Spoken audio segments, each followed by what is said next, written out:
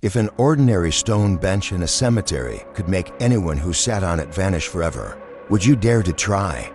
In Florida, USA, locals still whisper about a cursed chair. It doesn't need ropes. It doesn't need knives. All it takes is for you to sit, and everything changes. But the most terrifying thing is, that chair still exists. You're listening to urban legends where rumors aren't just idle talk, but warnings from the shadows. Like this video if it sent chills down your spine. Subscribe to never miss another chilling mystery. And comment below, would you dare to sit on the devil's chair? The chair no one dared to sit on. What if there was a stone bench in the middle of a cemetery untouched by time, untainted by rain or snow, never gathering a speck of dust? Would you dare to sit?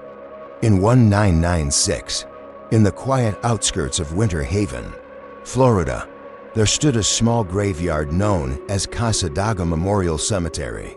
Locals whispered about a cursed stone bench hidden in a secluded corner, beneath the shadow of an ancient oak whose twisted branches reached out like withered fingers. They called it the Devil's Chair. Legend says that if you sit on the chair at the stroke of midnight and close your eyes, you'll hear the whispers of the dead or worse. You'll be cursed by the devil for eternity. That autumn, a 23-year-old anthropology student named Daniel McCarthy from Florida State University chose his senior thesis topic, folklore and urban legends of the American South. Daniel was soft-spoken, calm, and scholarly, but he was captivated by the supernatural, the very things academia often ignored. He didn't believe in ghosts, at least not yet. He believed in fear as a fascinating psychological response, and he believed every legend had a rational explanation rooted in history or the human mind. In October, Daniel moved into a creaky old wooden house near Casa Daga, a town famously known as the psychic capital of America. His landlady was Evelyn Baird, a 78-year-old widow who lived alone and was well known for telling ghost stories. 2 children in the neighborhood. You'd best stay away from Casa Daga Cemetery, especially that chair, she warned during their first dinner together. Her tone was stern. I'm just studying folklore. Ma'am, I'll be fine. Daniel replied with a polite smile, jotting down her words in his notebook. That chair isn't folklore. It's a living curse. I saw a boy get sent to the asylum after sitting on it back in 1963. Her words only deepened Daniel's curiosity. Over the next few days, he visited the town library, digging for history. He discovered that the chair had been erected as a memorial for a woman named Marion L. Bixby, who had died in 1911. Her grieving husband, Nathaniel Bixby, had a stone bench built beside her grave so he could sit and speak to her spirit each night. Locals recounted that Nathaniel slowly went mad. He'd talk to thin air, leave food at her grave, and eventually vanished without a trace on the 3rd anniversary of her death. His body was never found. Some believe his soul never left the chair. On the night of October 13th, 1996, Daniel went to the cemetery alone. He carried a voice recorder and a notebook. A thin crescent moon hung in the sky, casting pale light over moss-covered gravestones. Crickets chirped, their sounds drowned by wind rustling through the trees. He found it. A cold granite bench, unusually smooth, its seat polished as if countless people had once sat there, despite the legend keeping everyone away for years. He placed the recorder on the armrest and checked his watch, 11:58 p.m. Daniel sat down, notebook in hand. Nothing happened, until the minute hand ticked onto the 12. Daniel. He flinched. A whisper, barely a breath, brushed against his ear. Daniel, have you come to take my place? He spun around. No one was there. The recorder was still running. No wind, no footsteps, just an icy silence that made his heartbeat spiral into panic. He stood up, trembling, gathered his things, and hurried out of the graveyard, afraid to look back. Back home, Daniel replayed the recording. There was a long silence from 11:59 to 12:03. Then, suddenly, a rhythmic tapping 3 knocks at a time and a voice, clear and low. When the living dares to sit where the dead once rested, he must pay with his soul. Daniel stopped the tape. The lights in the room flickered. Evelyn's cat, sleeping nearby, sprang up, yowled, and bolted crashing into the glass door. Daniel didn't sleep that night. The next morning, he brought the notebook and recorder to Evelyn. Her face drained of color as she listened. "That's no legend anymore, Daniel," she whispered. "You've awakened it." Daniel wanted to quit, but deep inside him some part obsessed with uncovering the truth refused to let go. He didn't know then that this obsession would lead him into a tragedy beyond return. The voice from the chair. The next morning, Daniel woke with a dry, gritty sensation in his throat like he'd swallowed sand. Despite having caught nearly 5 hours of sleep, he felt as if he hadn't rested at all. Everything in his room looked familiar, yet something felt wrong. The window was tightly shut, yet cold air seeped in through cracks in the wall, carrying with it the damp scent of soil and something faintly metallic like rusted iron. In the bathroom mirror, Daniel noticed a small bruise behind his left ear as if someone had pinched him hard. In the middle of the night, he tried to shake off the unease by throwing himself into work. That day, he visited the town's archival center, searching for more information on the Bixby family ones tied to the chair. In a yellowed catalog, he found the record of Nathaniel Bixby, a wealthy building materials merchant in the early 1900s. After the sudden death of his wife, Marion, from sepsis following a miscarriage, Nathaniel's behavior reportedly changed drastically. A handwritten document dated 1912, authored by the town's pastor, noted, he began whispering during services, staring at the stone bench as if it could answer. Some claimed to have seen him speaking to it at night. One man was driven insane after Nathaniel frightened him, endlessly muttering, "The chair can breathe." The records ended abruptly. Nathaniel was declared missing in June 1914.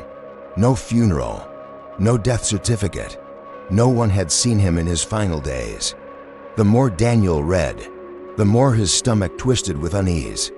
That night, he returned home late. Rain poured down, and the wind howled like the wails of forgotten souls from Casa Daga Cemetery. Evelyn sat in the dark living room. No lights on, only a single candle flickering on the coffee table. "You went looking for him, didn't you?" she asked, eyes fixed not on Daniel, but on an old photograph atop the bookshelf. A man in an early 1900s suit stood beside a woman, whose face was mysteriously blurred. "I need to understand what really happened," Daniel replied. "Then understand this," she said, her voice low. "There are no explanations for darkness, only the wisdom to know when to walk away." Daniel said nothing. He retreated to his room, intent on recording his findings. But the moment he opened his laptop, a video began to play automatically. It wasn't saved on his device. It wasn't in any folder.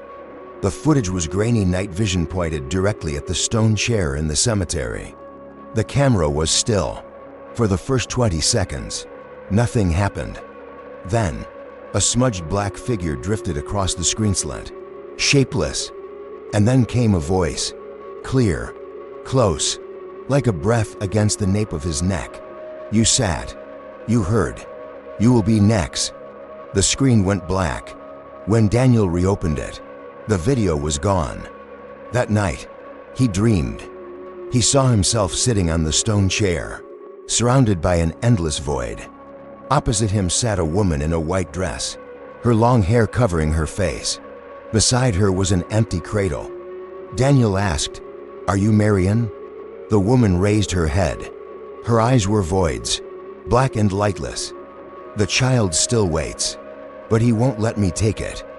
Daniel jolted awake at 3:13 a.m. The alarm clock blinked erratically. In the air, he smelled dried blood. The next morning, Daniel visited Reverend Joseph McIntyre, the now retired pastor of Casadaga's Old Baptist Church. He was the only living person who had met Marion back when he was just a boy. "That chair isn't just a memorial," the Reverend said. "It's a conduit, a gateway." Nathaniel believed his wife's soul was trapped between worlds, and the chair was the only place she could appear. "But why is it dangerous?" Daniel asked. The old man stared out the window, then spoke in a hushed tone. "Because Nathaniel traded something to keep her there. A piece of himself. Every person who sits in that chair is Khaled Samaneto take a turn. And each time, a piece of the last soul is taken." Daniel shivered. As unbelievable as it all sounded, he couldn't deny what he'd experienced. "So, how do you break the cycle?" he asked. The Reverend exhaled slowly. "You return what was taken." "What was it?" "The child." The answer cut through Daniel's thoughts like a cold blade. The unborn child. After the strange conversation with Reverend McIntyre, Daniel left the church in a daze, as if sleepwalking. Fragments of the past death of Marion Bixby, the stone chair, and the unborn child suddenly aligned like a hidden map of guilt buried for over a century. Daniel didn't believe in spirits, but he believed in memory. And memory, he knew, was stronger than any curse. That night, the rain returned. Daniel decided to go back to Casadaga Cemetery. But this time, he didn't go alone. He brought a small wooden chair and an old cloth doll he had bought at a local flea market. He intended to return a symbolic image as if performing a ritual of atonement. At exactly 11:50 p.m., he placed the doll in front of the stone chair and sat on the wooden one a meter away. The silence was suffocating. His flashlight flickered, its beam dancing across gravestones like pale stone masks. 11:58. The wind stopped. 11:59. Dead leaves spiraled in circles, gathering around the doll as if directed by an unseen breath. 12 o'clock. A soft sob echoed in the night. Daniel held his breath. The sobbing came from the stone chair, a woman's voice. But no one was there. "Marion," he whispered. A reply came, barely audible. "You cannot be his mother in my place." Suddenly, the doll moved, its head tilted toward Daniel, staring. He leapt to his feet, gripping the flashlight, but the light went out. In the darkness, a freezing hand clasped his wrist. Daniel screamed, yanked himself free, and ran for the cemetery gates. He slipped on the wet earth, landing hard on the cold grass. Looking up, saw a black, blurred figure standing beside the stone chair, gazing down at the doll. It had no face, no eyes, just a hollow void where a face should have been. Daniel ran ever once, looking back. Back home, he locked every door, shut every curtain, and curled into a corner of his room for the rest of the night. The next morning, he awoke to find a long scratch on his right arm, like claws had brushed him in his sleep. Evelyn knocked on his door, holding a cup of ginger tea. "You performed a ritual last night, didn't you?" she asked. Daniel said nothing. He only nodded. "You've made it angrier, Daniel," she whispered. "It doesn't want the child. It wants the father." From that day forward, Daniel began to sleepwalk.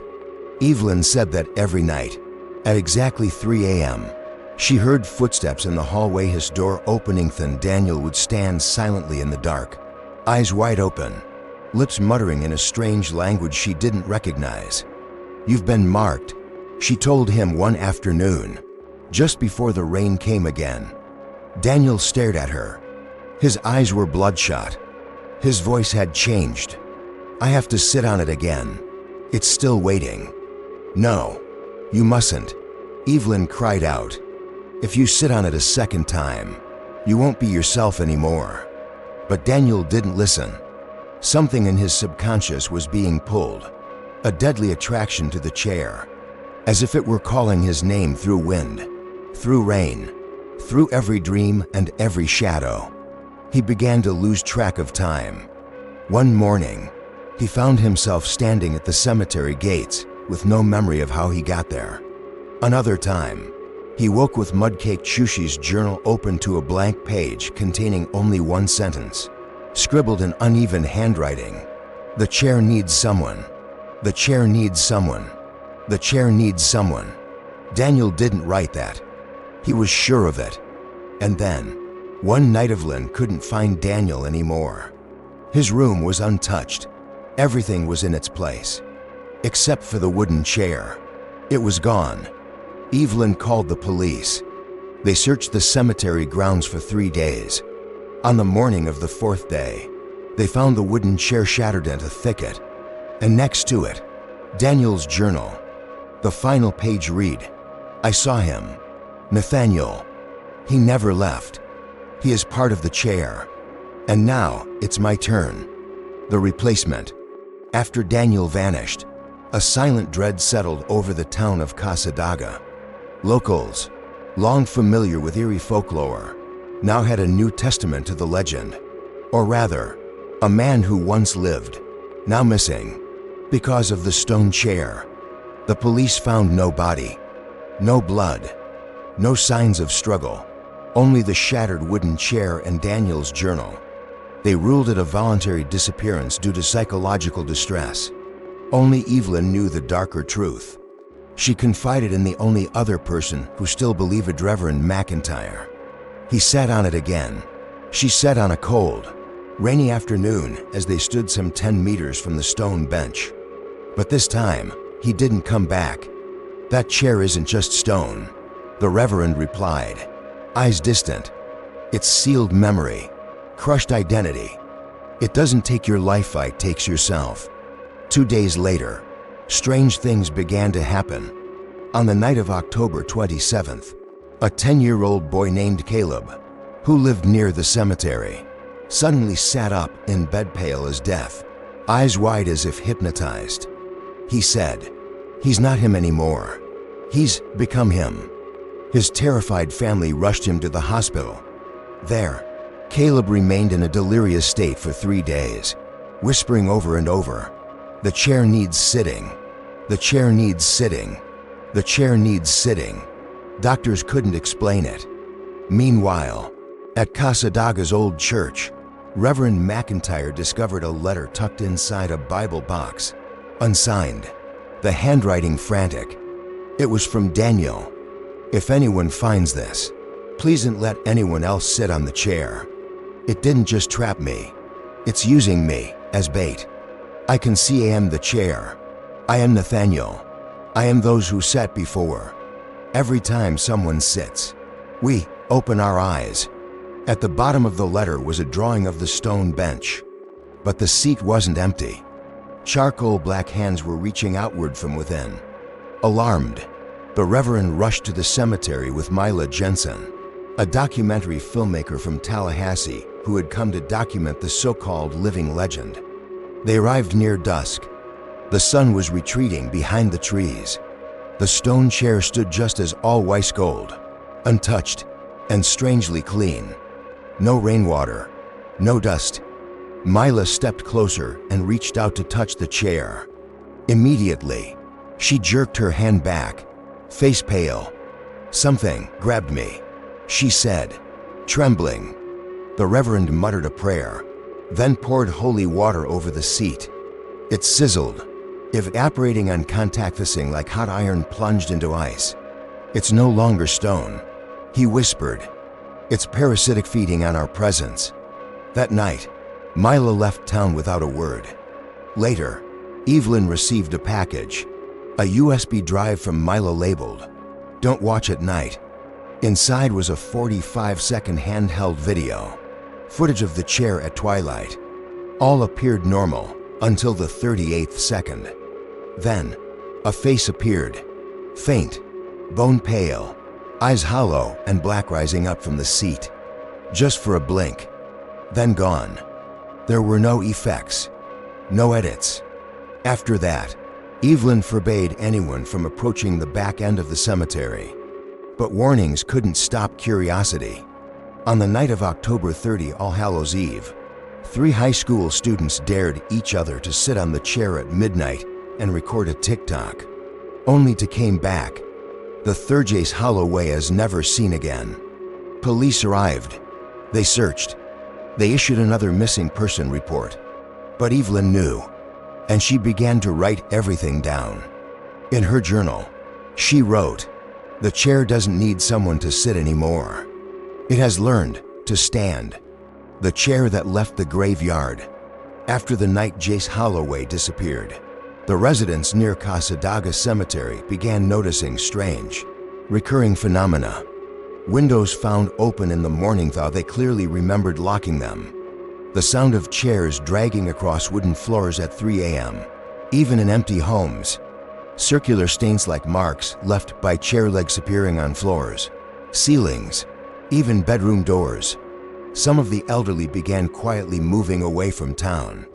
They offered no explanation. Lee whispered, "The chair doesn't stay in one place anymore."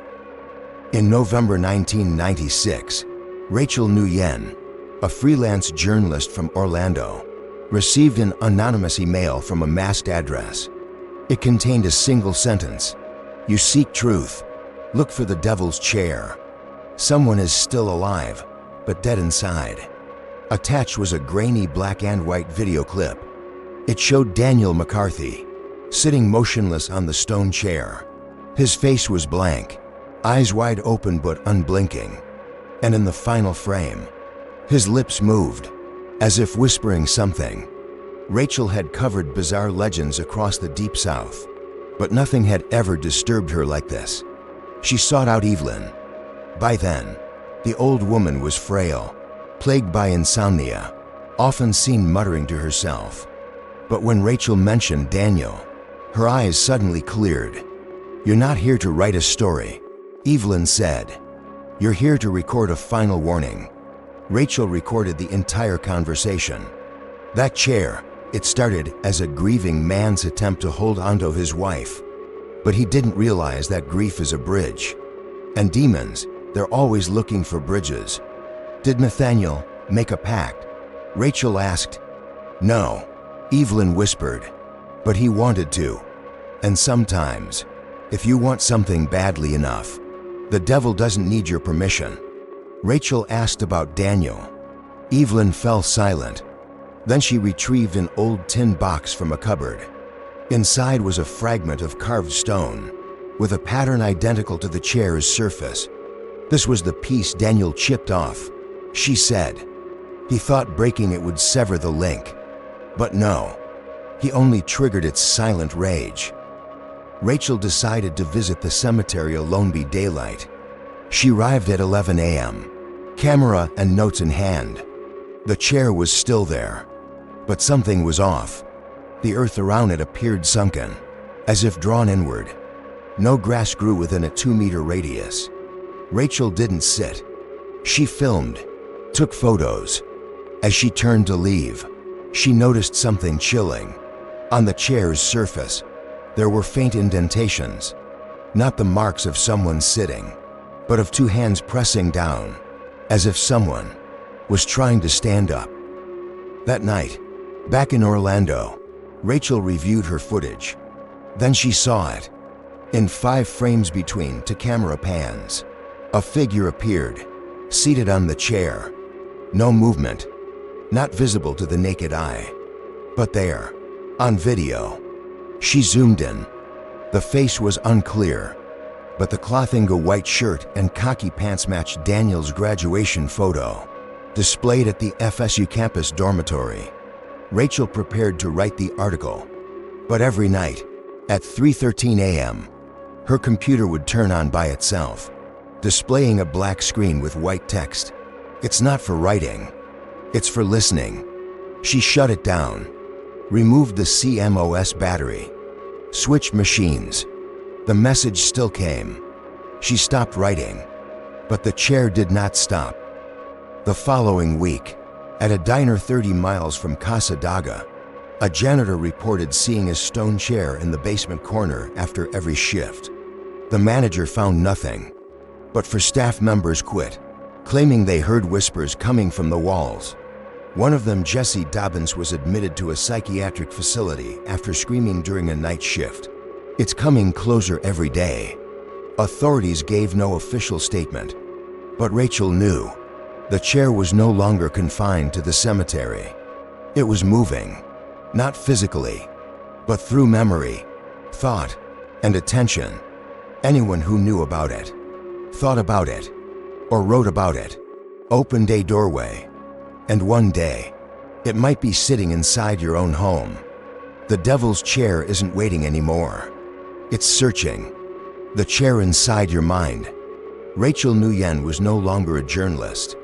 Since the day she stopped writing about the devil's chair, strange things began to happen to her net outside. But inside her dreams and memories, she dreamt she was back in high school. Everyone in the classroom had their backs turned to her. And in the center of the room stood the stone chair, cold and utterly alien to the space. In the dream, a voice neither male nor female repeated the same phrase over and over. If someone remembers it, it exists. If someone thinks of it, it will rise. She would awaken every night at 3:13 a.m. Her clock smashed, the lights in her room flickering violently. And sometimes, she'd find herself standing in front of the bathroom mirror, with no memory of how she got there. She called Evelyn, but the line was dead. When Rachel visited the old woman's home, she found it sealed off by police tape. A neighbor told her Evelyn had been found unconscious in the living room, mumbling, "It sits beside me every night. It wears Daniel's face, but its eyes are Nathaniel's." Evelyn was committed to a psychiatric facility. In the abandoned home, police recovered fragments of a journal disjointed and scribbled. "I hear chair legs dragging across the floor every night. It doesn't need someone to sit anymore. It just needs someone to see it. Last time I touched it, it was warm." Rachel no longer knew what she was fighting: a ghost, a living nightmare, or a thing born from collective belief. She returned to Casadaga Cemetery one last time, but when she arrived, she froze. The chair was gone. No trace remained, only a deep indentation in the earth, shaped exactly like where the chair had sat for over 80 years. As she turned to leave, a child blocked her path. It was Caleb's boy who once ranted in delirium after Daniel vanished. He was now 11. But his eyes no longer belonged to a child. "You saw the chair, didn't you?" he asked, voice disturbingly deep. Rachel said nothing. "Do you hear the wood scraping tile each night, like it's looking for a place to sit inside your head?" She trembled. "Why is it still following me?" she asked. "I didn't touch it. I only told the story." Caleb smiled, but the smile didn't belong to him, because telling the story is also how you pull the chair out. From that day forward, Rachel never wrote another word. She fled Florida, disappearing to northern Oregon, living off-grid. No phone, no internet. But the chair didn't stop. It began appearing in children's drawings. In a Pennsylvania art class, 5 students drew the same stone chair in a cemetery, none of whom had ever heard of the Casadaga legend.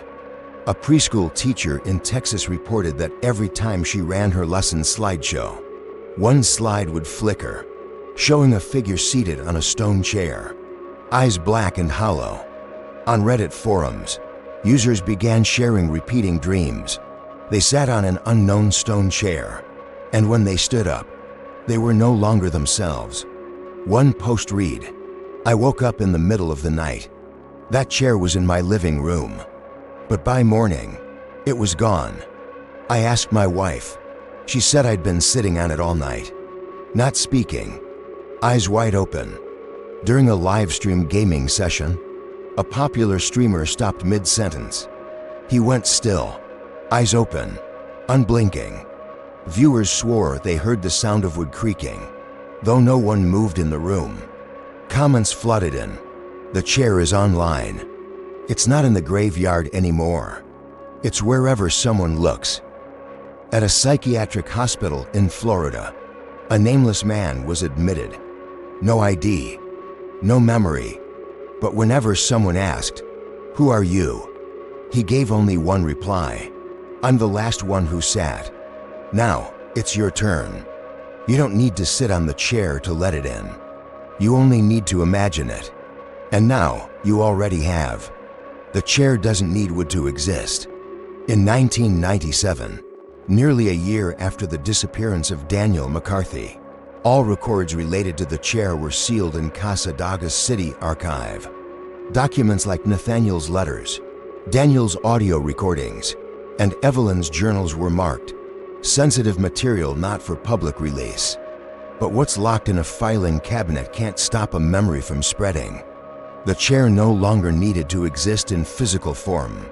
It had become an idea, a gate, sustained by memory, by repetition, by story. And then something happened. In March 1998, at a university lecture hall in Tallahassee, psychology students attended a class on mass delusion and collective paranoia. The lecturer, a new faculty member named Dr. Eric Holloway, printed an obscure video clip, grainy footage of an old stone chair sitting in a cemetery. He said, "Imagine an objectless, yet given emotions, fears, legends. Over time, it becomes a vessel for the minds of the dead. That's how myths are born. And sometimes, myths come looking for the ones who tell them." A girl sitting in the back row didn't blink throughout the session. After class, she approached Dr. Holloway and asked, "Where did you get that clip?" He replied, "It was sent to my faculty inbox. No sender, no return address." The girl nodded, then pulled out a folded sheet of paper, a pencil sketch, the chair, with a figure sitting in it, being swallowed piece by piece. She whispered, "I saw this in my dream. Ever since I learned about it, I sit on it every night, and I can't get up." She dropped out days later. No one ever saw her again. In 2001, an anonymous author self-published a thin book titled The Last One Who Sat. Only 300 copies were printed. No official publisher. Each copy had a handwritten message on the first page. If you're reading this, the chair is already inside your head. Readers reported vivid dreams, sitting alone in a vast field, surrounded by hundreds of stone chairs in a circle. In the center stood a man in a fedora, his face blurred and featureless. He would say, "There are no empty seats. Now it's your turn to rise and leave your place behind." Today, if you Google the Devil's Chair, you'll find thousands of results, videos, blogs, podcasts, forum threads. Everyone has their version of the story. Everyone thinks they're just retelling it. But here's what no one realizes. The storyteller is never the last to sit. The storyteller is the one the chair chooses to spread itself further. And if you've made it this far, you may feel it too. That tiny, unshakable sensation. Last night, did you hear something dragging across your floor? Did something in the room feel added? Have you ever dreamt of sitting unsure where you were? A faceless figure in front of you, and behind you, just the sound of the wind sighing like it's alive. Maybe you forgot, or maybe the chair is just waiting for you to remember. Because the legend warns, each time someone speaks of the chair, it takes another step toward them. The Devil's Chair is no longer shackled to Casadaga. It's moving, through dreams, through memory, through your curiosity. And if tonight, you hear the sound of something dragging slowly across your floor, don't turn on the light too quickly, because it might be looking for a place to sit. You've just heard one of the most chilling urban legends in America. If it sent chills down your spine, leave a comment. Do you believe the chair really exists? And would you ever sit on it? Like the video so the algorithm knows you're still brave enough to listen. Subscribe so you don't miss the stories that only grow stronger. The more you know. This is Urban Legends. and you've just left a piece of your memory in the chair,